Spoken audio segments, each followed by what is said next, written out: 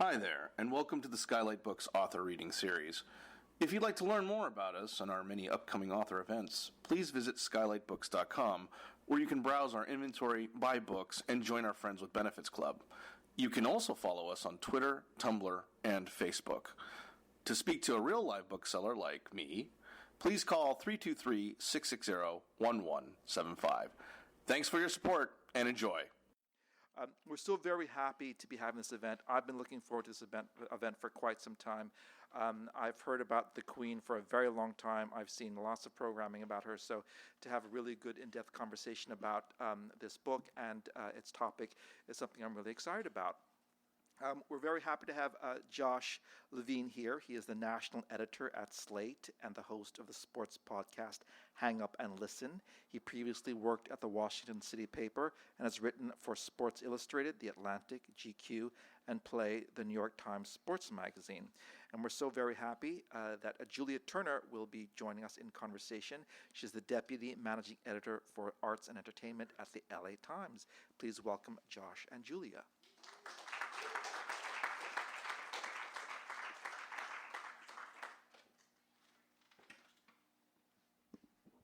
Thank you so much, Noelle. Can you guys hear me? Is this good? Okay. Can they hear you, Josh? Can you hear me? Jeremy, can you hear me? It's Yes. more important that you hear Josh. Okay. I am so delighted to be here tonight to talk to Josh Levin about The Queen, his excellent new book. I have been following this project for many years. This project started at Slate magazine, where we used to both work. And in some ways, you spend the whole book trying to answer the question, who was Linda Taylor? But let's start with just the overview. Who was Linda Taylor, the subject of The Queen? So the Linda Taylor that became a public figure in 1974 was a woman who drove a Cadillac. That was in the first sentence of the first story about her in the Chicago Tribune, which is the entity that made her a public figure. And she became famous because she was reputed to be the biggest welfare cheat in all of the 50 states, is what a Illinois official said. And, you know, it was also in these early stories that she became kind of mythical. It wasn't something that happened over time. Almost instantly, she was known as someone who could change identities by changing a wig, that she could change her race on a dime. And she kind of instantly became this figure of national interest and renown, just based on that one story. It really mushroomed from there very quickly. What was some of the political context for that a tale of one welfare cheat in Chicago could become a subject of national interest? The local context for it was that the reporter who broke her story, this guy George Bliss, who was known as the best investigative reporter in Chicago, was working on stories about the Department of Public Aid. He had a lot of options for agencies to write about on the corruption beat in Chicago in that era and any era, but he focused on the Department of Public Aid for a period in 1974. And at that moment, for him, she was an illustration of this concept of this department is not run very well, they have no controls, they don't even care when the police present this case to them of flagrant welfare cheating. And so it was kind of an attack on that agency. It instantly becomes a story about her, though. Like, the paper itself and its readers and politicians very quickly lose interest in that institutional story just because Taylor herself is so fascinating. And then in the national context, this is a time in which welfare has become incredibly racialized. After the civil rights movement, the rise of the welfare rights movement, a bunch of important Supreme Court rulings, a lot of people, particularly black women, are given these benefits that they had historically been entitled to but had been denied.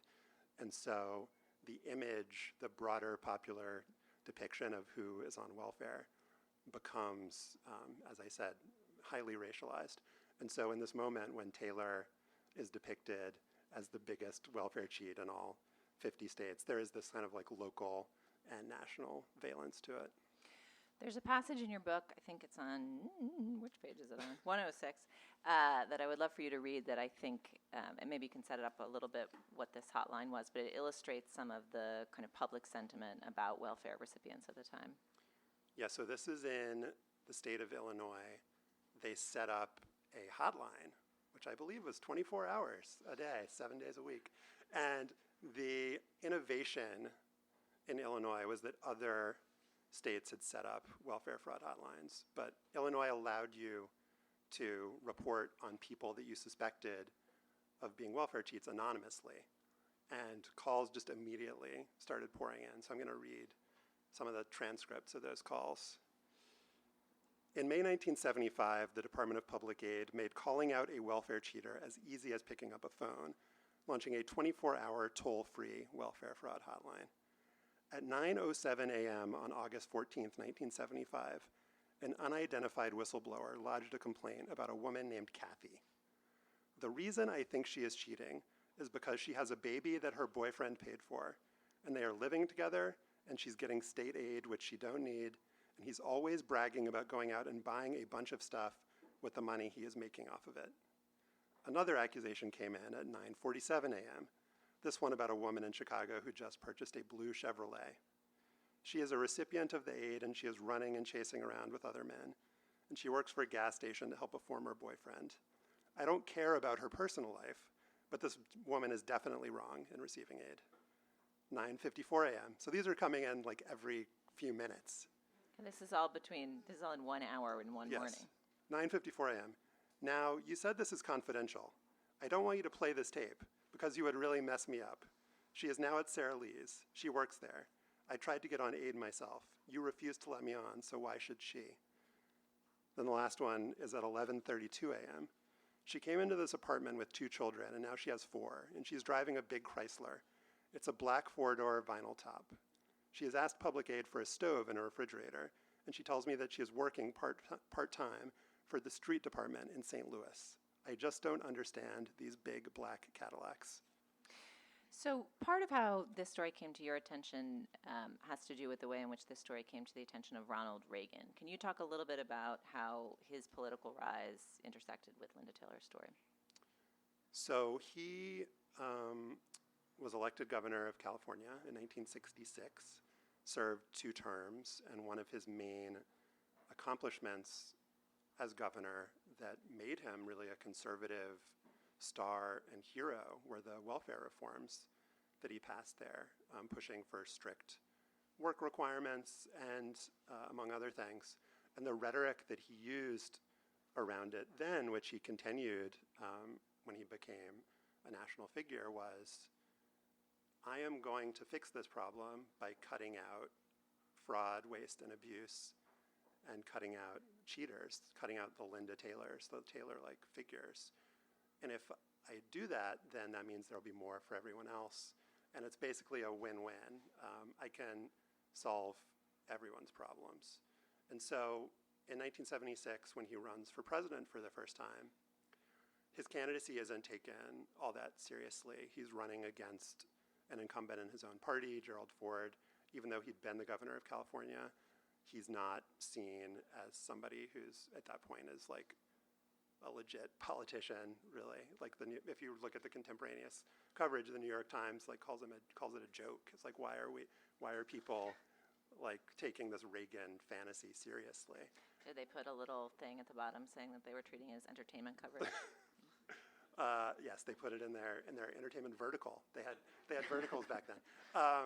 So in January '76, he launches his campaign in New Hampshire, and he tells the Taylor story multiple times a day. And he's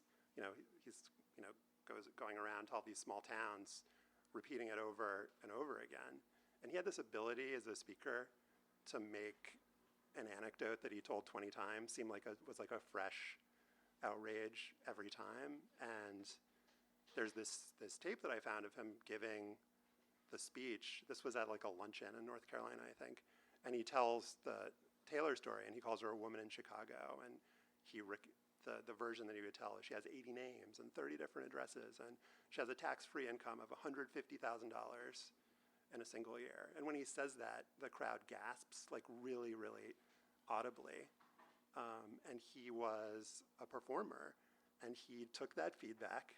It's like, that's a good story, and I'm just going to keep telling it. And it helped him push the idea that, like, here's this problem. I've identified this problem, welfare cheaters, and I'm the person who, if you vote for me, I can solve it. So one of the predicaments you face in telling the story is that you are trying to tell the true story of the woman who was the origin of this pernicious myth about welfare cheaters. Linda Taylor was, in fact, a recurring welfare cheater. And as you uncover in your reporting, and we'll get to that in a moment, she also was the perpetrator of many other far worse crimes that had did much more damage to their victims and were not pursued at the time. But how did you approach the reporting problem of setting out to explore the political history of this pernicious myth through a protagonist who, was guilty of some of the things that Reagan and others accused her of, without perpetuating some of those myths and stereotypes? Well, I think the reason that the story wasn't told at the time or, in the decades after is that it's not a particularly congenial story ideologically to anyone. And when the Reagan version of the anecdote was refuted, it was refuted because Reagan said it. Reagan's critics on the left wanted to show that Reagan was lying, or that he was a fabulist, or that he told tall tales. And the way to do that was to show that he was exaggerating what Taylor did. And there was a fact check that was done in the Washington Star that got syndicated to the New York Times. And like, if you look in news databases, this is one of the first things that comes up about Taylor. And the fact check, and I found, like, contemporaneous coverage, it's like, this is such an amazing, fact check that this should be taught in journalism schools. Like, the fact check was, Reagan says she stole $150,000. She's only charged with stealing $8,000. So Reagan is making this up. Doesn't mention that, and this had been established, like, written in the Tribune everywhere at that point. Like, Taylor had been accused of killing a woman at that point. She had been considered a suspect in this, like, notorious unsolved kidnapping in Chicago. So the fact check wasn't Reagan is leaving out all of this, like, unbelievably crazy stuff that Taylor has done. The fact check was, like, Reagan is, and he was exaggerating how much she'd stolen, but that wasn't the real... The biggest omission. The biggest omission, exactly. Thank you, Julia. And so, in terms of your reporting on it, how did you approach that underlying question of trying to get at who the real Linda Taylor was? Yeah, I mean, another way to get at that, I think, is this conversation that I had with John Parks, who was the ex-husband of Patricia Parks, who was the woman that Taylor was suspected of killing, and who, I think, it's very strong evidence that that's exactly what happened. And Parks told me, nobody's ever come to interview me, nobody's talked to me, and the reason it wasn't investigated back then is because, my wife was a black woman, and nobody cared. Like, nobody cared that this woman died. This was a time in Chicago, 1974, there were 970 murders in Chicago, which is by far and away the most ever in a year in that city. And the Tribune, a black reporter at the time told me, we were told to cheap out murders in particular parts of the city. That means not cover them. It was just literally a non-event for a black person to be killed in Chicago at that time. And so hearing that, in choosing not to tell Linda Taylor's story, you're choosing not to tell the Parks family's story. You're choosing, I certainly was aware of and didn't want to perpetuate the stereotype. And I think that showing how much of an outlier and how outrageous Taylor was, and at the same time, how willing so many people in society were to conflate what she did with the behavior of particularly typical black women, to show like how readily we can do that, I think explodes the myth in a way more useful way than just like ignoring who she was and that she ever existed. So let's go back to the beginning of your reporting, and I'd love to hear sort of how you first became interested in Linda Taylor's story, and at what point in your reporting you figured out the extent of the other crimes she was accused of. When did it first become clear to you that she had done many more things that harmed many more people than defraud the welfare system of the state of Chicago? Well, I became interested in her and the story about like 3 seconds after I learned that she existed, because I didn't know that the welfare queen was based on a real person, that that nickname had been cemented and in many ways created to describe her. And so learning that, the fact that I didn't know that was fascinating to me. And, to answer your other question, I learned that she had been accused of this other stuff as soon as like I remembered my Nexus password, because it's like in the contemporaneous coverage, like it was written about. And the speed with which, again, that was erased from the official story about her, but also, the fact that she was essentially became a non-person after the 70s.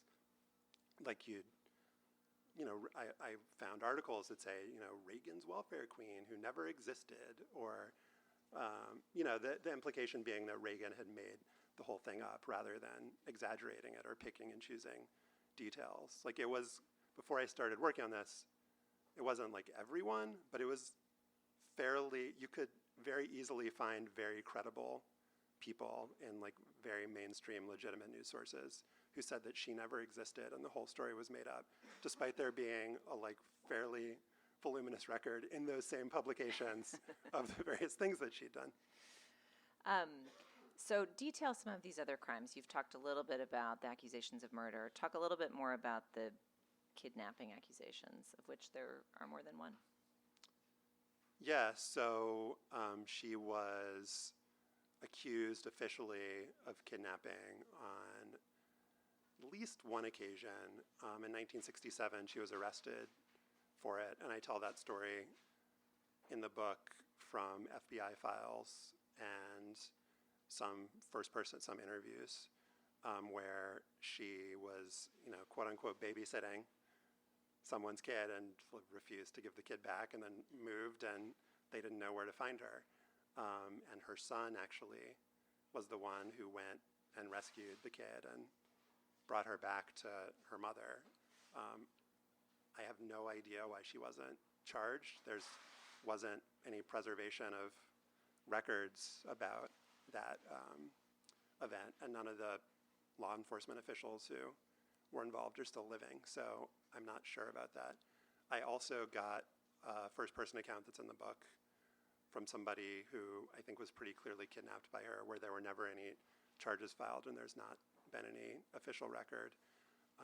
And then there's this 1964 kidnapping of a day-old baby from his mother's arms in a Chicago hospital by a woman who was dressed as a nurse. And this was page one news everywhere in the country. Something like 40,000 people in Chicago were interviewed about it, and nobody was ever arrested, and the kid has never been found. And then a couple different times, in 75 when she's first a public figure, and then in 77 when she's sentenced after she's convicted of welfare fraud. It's written about in the Tribune that she was considered a leading suspect in this case, but that case file has not been made available to anyone because they claim, as the FBI often does, that it's an ongoing investigation. They're really doing a bang-up job. It's been 55 years, and it doesn't seem like there's much forward progress being made, but nobody's been allowed to look at it. But I know for a fact, and talking to an FBI agent who worked on it at the time, that she was considered a suspect. I don't know if they ruled her out or if they just felt like there wasn't enough evidence. Did you get a sense of whether the kidnapping was related to her I mean, one of the things she did in her welfare claims was claim to have lots more children than she actually had. Was the kidnapping related to that somehow, or unrelated, or mysterious? How did you end up? It's all conjecture. That doesn't make sense, but most, if not all, of the things she did didn't make sense. I mean, you don't actually have to like present your children in the flesh at a public aid office. She would invent children. Like, one of the ways that she got caught is that on a form, she claimed to have triplets and twins who were born 5 months apart. And an intake worker looked at it and said, that doesn't seem possible. That's going to raise a red flag. But so many of her criminal endeavors were irrational. She was not actually good at not getting caught. She was good at not getting punished. I don't know if that says more about her or about law enforcement. Right.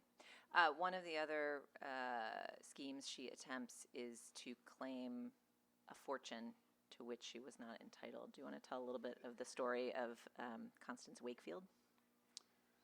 Yeah, so about a decade before she becomes known as the welfare queen, she is in Chicago in 1964, and she presents herself as the heir to an estate of a man named Lawrence Wakefield.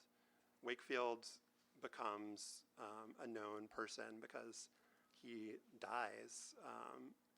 He has a heart attack. The police show up to kind of, help tend to him.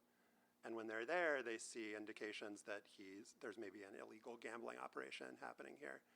And in what was almost certainly an illegal search, they open/bust down a door and find $760,000 in cash in this guy's back bedroom, which were the proceeds of a gambling operation. He ran something called Policy in Chicago, which is an underground neighborhood lottery that was very popular in black communities on the South Side.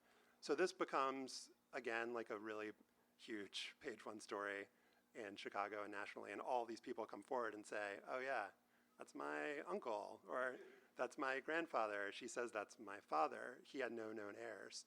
And she presents a falsified birth certificate. She presents a pair of falsified wills. And it gets all the way to being this like big hearing, which is like the most thrilling probate hearing in the history of the United States.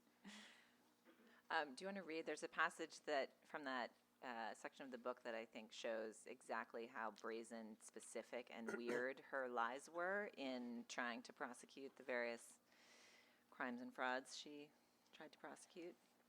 It's 169. Yes, she is very industrious, and so this is a list of evidence. So after she presents herself as this guy's daughter, the natural next question is, okay, like, let's see some evidence that you guys are related. And here is the list of evidence that she produces. In September, a probate judge had ordered Constance Wakefield to provide evidence that might affirm her connection to Lawrence Wakefield. She complied with the judge's request, furnishing the court with letters and insurance policies bearing the names of various Wakefields who lived in Missouri.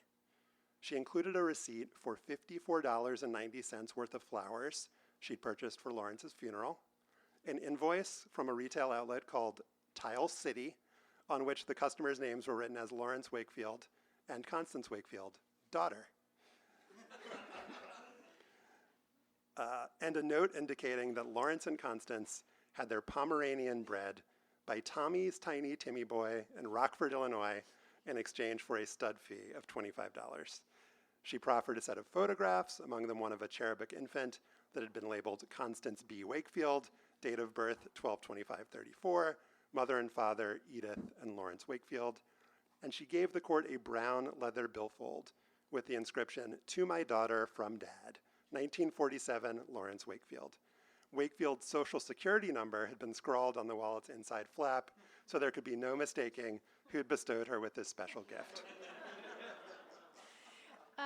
So the task of anyone writing a biography or a history of excavating files and trying to tell the story of an individual who was not constantly inventing new identities and trying to pretend they were people they were not is difficult. The task you faced in reporting this book of trying to tell the story of the woman who was Linda Taylor and who also tried to pretend she was Constance Wakefield and also constantly was falsifying documents at every turn seems like a very, very difficult reporting task. Can you confirm or deny? Confirm. Yeah. Can you talk about who Linda Taylor really was and what the reporting was like that helped you find that out? Yeah, so that the case file from that case we've been talking about was really important in that. And that wallet that I just described, I had that wallet. I was looking at that wallet. It was in, this pile of evidence that had been preserved for, more than 5 decades. That case file had been sealed. I managed to get it unsealed, and there, to my delight, was a complete transcript of this entire hearing because she had appealed the ruling, and so a transcript was generated as part of this appeal. And so I got the entire run of testimony from this multiple day event in which her biological relatives had come from the Deep South, all of these white people from Alabama and Tennessee, to testify that she was lying.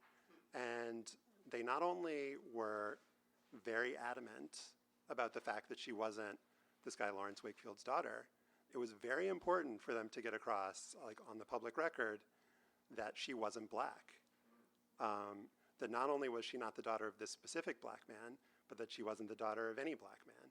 That no black man had ever been in the county in Alabama. This was like a point of pride, where her family, where her origins were. And I was also able to track down the lawyer whose job it had been to find these people, who's still living and practicing in his 80s. And he told me that he had heard or overheard, or they had told him, that her father really was black and they were lying, that they just were not willing to have it be perceived that there was a black person in their family. And also in this testimony, they talk about how she didn't go to school, she was denied the ability to have an education because of she was mixed race. She was rejected. One of her first cousins told me that she remembers this family gathering where she was born Martha Louise White, where Martha is sitting in a car and nobody, she's just sitting by herself while everybody else is at this gathering. What do you think, what else did you learn about her young life in Arkansas, and did it help you understand more about how she came to be the woman that she was and lead the life that she led? It's really hard to say because I think the prejudice that she faced both in Arkansas and, she moves to California kind of as so many Black Americans did. She moves in the 40s, and when she gets out there, this is like a wartime boom, shipbuilding in the Bay Area, and she gets arrested multiple times on prostitution-related charges. She's not able to benefit from these economic boom times, and I think the fact that she was denied an education, the fact the things that were done to her certainly would have affected the course that she went on in her life. I feel like it's really hard to say. I don't want it to be perceived like it excuses the fact that her criminal behavior, especially the more horrifying things that she did. It wouldn't excuse the fact that she would kidnap children or be accused of murder, but it had to have affected her life in very profound ways. Tell me a little bit about how you thought about balancing telling the history of this political idea with telling the biography of this very specific and very complicated woman. What was that like, both in terms of your reporting process and then in terms of writing the book and putting it together? Well, the reason that I was excited about writing the book is that in the Slate piece, I felt like I wasn't able to answer the question of like why her and why then. I do think, some of what we were talking about before, because of that political moment and because of how welfare was racialized and because of how welfare cheaters were so, in that moment, were like the perfect enemy and villain. I feel like there was going to be someone in that moment in time who was going to become this villain, and it happened to be her. Like, she was the right person in the right place at the right time, or the wrong person in the wrong place in the wrong time, depending on your perspective. And so those stories are pretty inextricable to me. Like, she wouldn't have become the welfare queen if she hadn't been Reagan's woman in Chicago in the 1970s. And so you can't really tell one story without the other. And I feel like if, by describing, those hotline calls or, what Reagan's audiences said and sounded like, I don't think you can really understand that moment and why she became the villain that she became.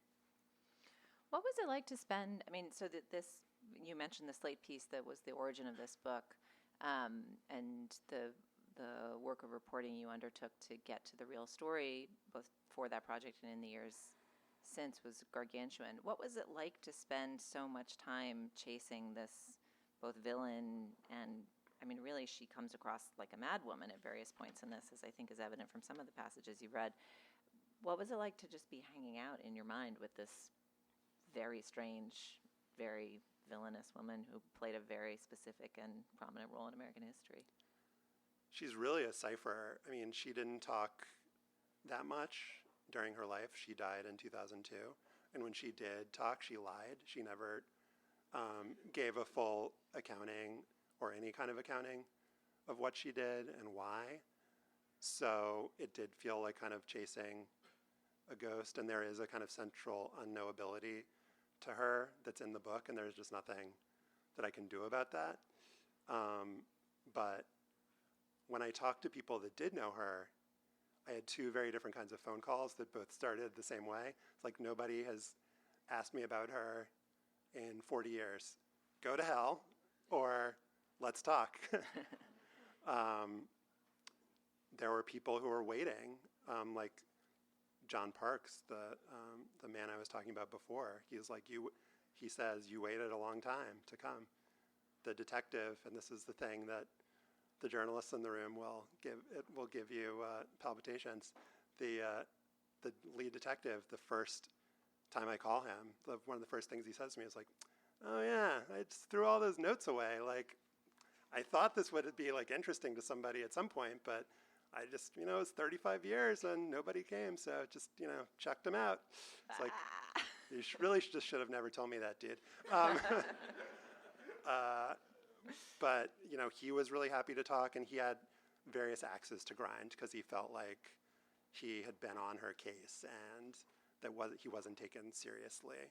And then the people that she really harmed and whose lives she destroyed, some of them wanted to have that kind of memorialized, and others were like, I don't want to dredge up the worst thing that's ever happened to me. The other thing that was universal is that, with the exception of her children, all of these people that she had a profound effect on, or whose lives intersected with hers, zero of them knew what had happened to her. She had this pattern of kind of coming from out of nowhere. Nobody knew about where she came from either. Nobody knew about anything but this like very brief window in time when they knew her. And so it was like it felt good that I wasn't just being totally vampiric. Like, I was telling these people, like, all right, here's what happened before. you knew her, and here's what happened after. And then they would fill me in on what their experience was. What were those conversations like? Were they surprised or interested, or how did those conversations transpire? I mean, a lot of people, depending on when they knew her, I'm doing this podcast for Slate that has some stories from the reporting. And in the last episode is a woman who is maybe my favorite interview. This woman, Bobby Moore, whose family met Taylor in the 50s when they were, Bobby's family were sharecroppers in Arkansas. And the only kind of good act that Taylor ever did, as far as I can tell, she helped extricate this family from this really horrific situation. And Bobby and her family, they had no idea that she was Linda Taylor. They knew her as Connie. They had no idea that she was the welfare queen. She had no idea that she had been accused of kidnapping or murder. And so in this podcast, you can hear her say, she's like, I feel like I dodged a bullet, but I don't know where the bullet would have come from. It was just not at all on her radar. And so she was just like fascinated, but also totally perplexed, as I was perplexed about why they were spared. And I don't really know the answer. How are we doing on time? Okay. Who, of all of the people that of all of the finds, of all of the boxes unsealed, or the people who picked up the phone and didn't say go to hell, what was the reporting moment that felt like the greatest, key fitting into a lock moment? What was the thing that felt like the biggest find of all? I've already talked about a couple of them. One that was really great and useful to me was that I found her death certificate on a Mississippi, a county in Mississippi land records website. It's a long story. You've got 2 to 3 minutes. One of the people that she victimized had land in Mississippi that Taylor effectively stole from her. And then upon Taylor's death, a couple of her children were trying to claim ownership of that land so they could in turn sell it. And in order to prove that she had died, they provided affidavits from themselves and also appended her death certificate. And it was all attached on some, on this website that recorded county land deals. And in order to get all of the records that I FOIA'd, you need to provide proof of death, whether it's to the FBI, any agency, Federal Bureau of Prisons. And so finding that death certificate was extremely useful. But the problem was she died under the name Constance Lloyd, which had no resemblance to any name which she was ever arrested under or charged under. And so that was a whole long, much more boring rigmarole to prove to various functionaries that I had the person, this was Constance Lloyd equals Linda Taylor. That sounds like a whole another book. We can take some questions from the audience now. Do you use a mic for that, or can people just shout out? You can shout out. If you repeat the press code podcast. Yep, we'll do. All right. Who has a question for Josh? Sort of off the back of what you were just saying, how do you divide your sort of calling and emailing and chasing down research versus writing and generating prose once you've created the article? And did it change over the course of the project? Were there times when it was mostly one or the other? The question is, how did you balance the reporting and chasing people down with the writing, both in the initial story and as you moved into writing the book? It was much more interleaved when I was working on the article because I had time limitations. Julia would not let me work on it for 6 years. I had other stuff I needed to do for Slate. When I did the book, I took a whole year off, and I spent most of that year reporting. whether it was doing interviews or trying to chase down these records. And it's very, very tedious to do record-based reporting because you're working on somebody else's time frame, and basically all you can do is just bother people constantly, and it's very frustrating. And so I spent a lot of time bothering people, 9 months bothering people. But there would continually be finds that would make me excited and provide other avenues of research. And then the writing, the kind of main chunk of Linda Taylor-based stuff, what I've dug up during that period. The rest of the reporting I did, again, more kind of integrated with the writing when I would get to a section of the book where I was like, all right, now I need to learn about how policy worked in Chicago in the 19 whatever. I need to learn about Oakland in the 1940s. It would be kind of like, oh, crap, like I don't know anything about this and I have to write about it. So now it's time to like cram and learn for a week or whatever. Yep. Do you think she was smart? How did she learn? How did she pull off a lot of fraud? How'd she learn how to do that? The question is, do you think she was smart? She pulled off a lot of frauds. How'd she learn how to do that?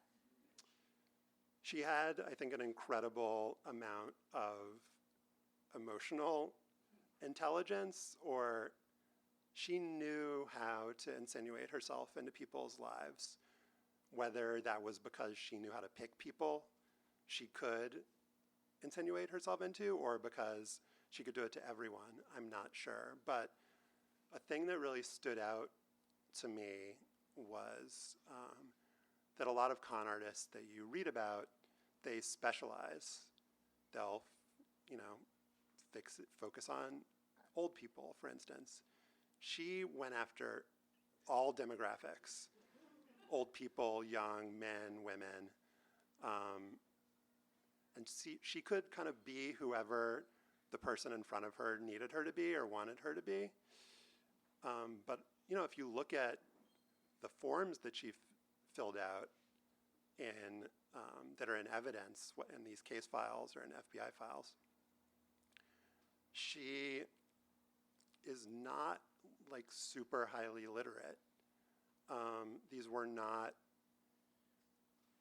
were more, I feel like, in person, the ability to ingratiate herself. And that was really crucial with public aid intake workers too. These are people who, especially in the 70s at that time, as I was talking about, this is a period when like a kind of brief window in history where people go to receive benefits and are generally given them.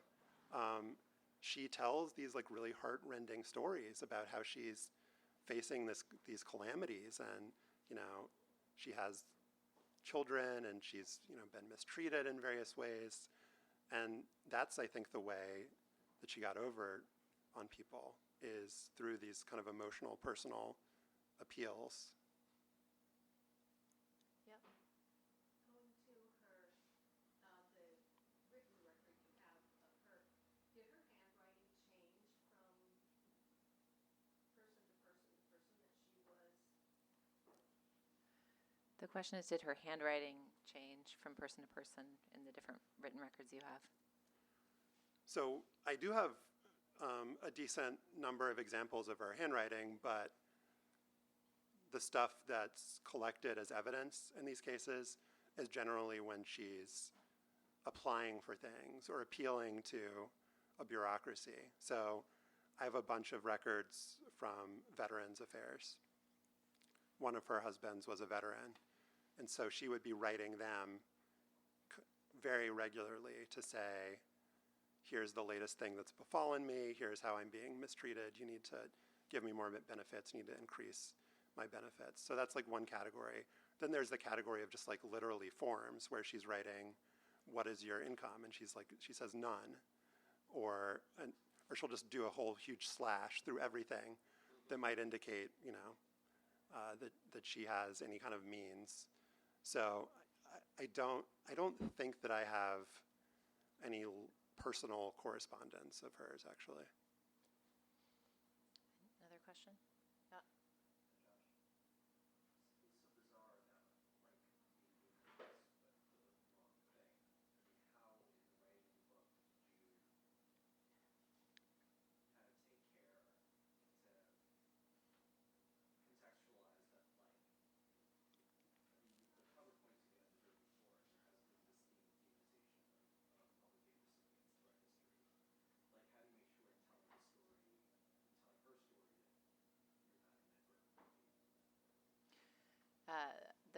question is, given that she was sort of famous for the wrong thing, how did you take care in telling her story that you weren't feeding into the narrative around welfare recipients?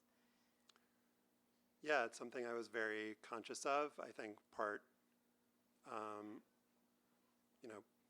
partly by just telling that story that she was villainized for the wrong thing, but I think it's partly through telling the stories of other people who were caught up in this,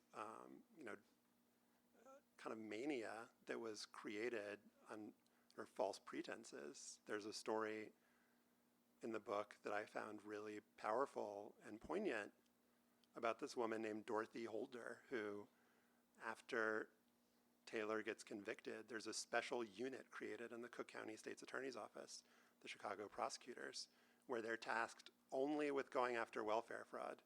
And again, this is a time when there's lots of murders in Chicago. Like, we're going to dedicate our prosecutorial resources to welfare fraud. And Dorothy Holder is a woman who, perhaps in a previous era, her misappropriation would have been handled administratively. But she's somebody who was forced to drop out of school because of illness. She is supporting her parents who are having all these problems.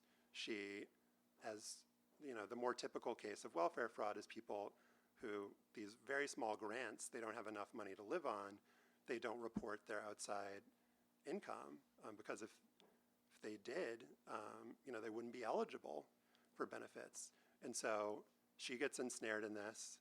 She gets all of these testimonials from people that she works with that she's honorable. She offers to pay back all the money that she had taken. And the judge in her case says, "You're clever, conniving, and callous. And if we didn't put you in prison, you would do it again." And she gets, I think, multiple years in prison for this. And then the kicker in the story is that the judge who sentences her at this time is literally taking bribes to fix murder trials, which is a very Chicago thing to do. But just think about like the people who have power, especially in Chicago, like there's a lot of corruption there. And like the people, it's not only that has the power, but just the kind of moralizing and grandstanding that went with it. That these people are like the worst people in the world and are scum and are stealing from the hardworking taxpayer. And just, I feel like, to answer your question, in telling that story, I think you can see kind of the amorality of it pretty clearly.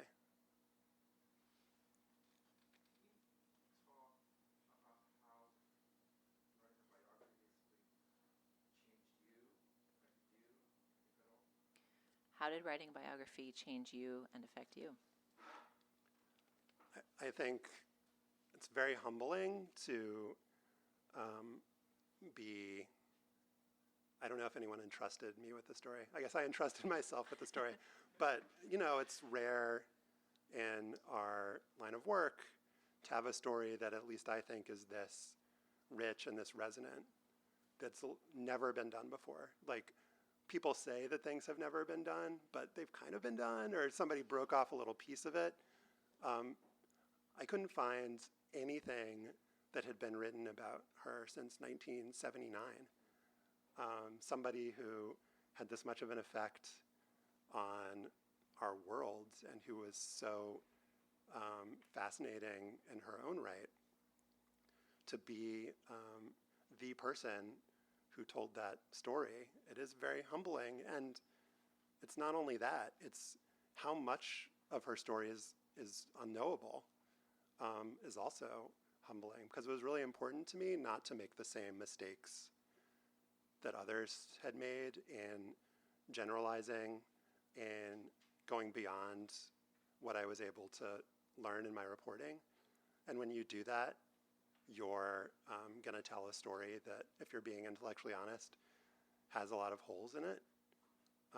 And she is, fundamentally, even to people who did encounter her personally, they didn't know what her deal was, like what was going on in her head. And so trying to do justice to this big story, do it right, and also not make claims that I couldn't support, like that was like an important journalistic lesson that I'll definitely carry with me. Short question. When's the movie coming out?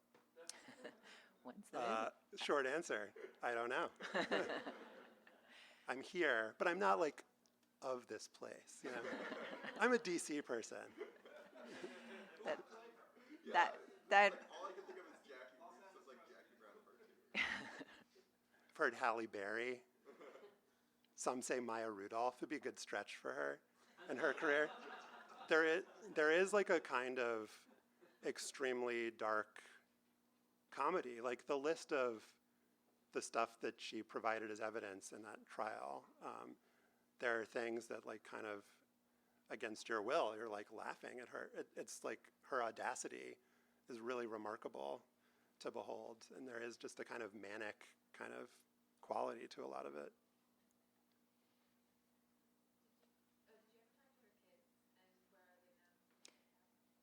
Did you ever talk to her kids, and where are they now? So they're 5. They're kind of scattered around the country. They had varying levels of interest in cooperating. They're all, you know, as I write about in the book, they were all mistreated by her. And you know, it's pretty grim. We were talking about how she was abused. It's definitely a cycle of abuse there. And her son, Johnny, who lives in Illinois, was the one who I talked to the most and who was most willing to participate. And he is very conflicted about her. He feels like she ruined his life, or by virtue of being, you know, events beyond his control. You can't choose who your parents are. He feels like he was given a bad lot in life, and it's hard to argue with that. At the same time, towards the end of her life, he made the choice to, you know, at that point, she was in a state facility in Florida. So we don't have time to get into how she ended up there. You'll read about it in the book. You'll have to read it in the book. He made the choice to get her out and bring her home. So they all have kind of, I think, very complicated feelings, although some of them just weren't interested in telling me about whether their feelings were complicated or not, for understandable reasons. Any further questions? All right. Thank you all so much.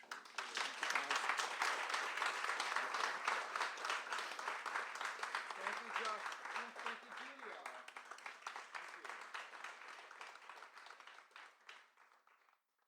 You've been listening to the Skylight Books author reading series.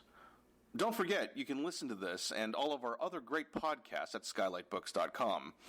Thanks again for stopping by, and we hope to see you soon.